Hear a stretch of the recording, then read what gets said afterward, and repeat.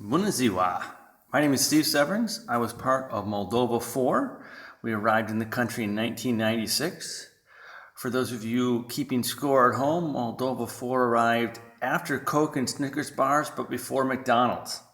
And certainly before the collection of very fancy clubs with white leather chairs serving sushi to very chicly dressed Moldovans. It was a little different back in the day, and a couple of stories from there. But before I do those, I'd first like to say thank you to all the Moldovans who were incredibly kind and gracious to me, who invited me into their houses, who gave me their food, shared their wine, and helped me survive the winter months with their hospitality, really showing one American volunteer the meaning of the word waspitsia. One of the more interesting things I did in the Peace Corps was teach a series of presentation skills classes.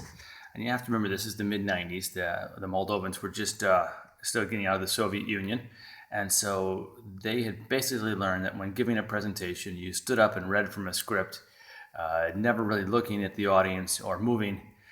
Think of the old Politburo scenes that you've seen from the movies, and it's a bit like that. And I was just the demonstration. I was demonstration boy. We had someone who was actually doing most of the instruction. So I showed the good and the bad of it. I brought a Ziploc bag and showed them how to use a little animation, a little hand motions, a little excitement. Shook the sugar upside down in the Ziploc bag to do a mock product demonstration.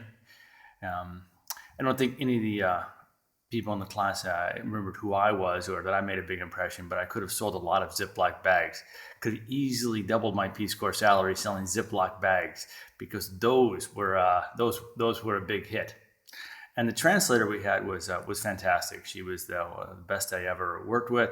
She was very animated, kept the whole thing going, did all the motions, understood all the American slang. She was really fantastic. But I didn't make much of an impression on her either. About a year later, but she was, besides being quite a translator, she was also quite cute.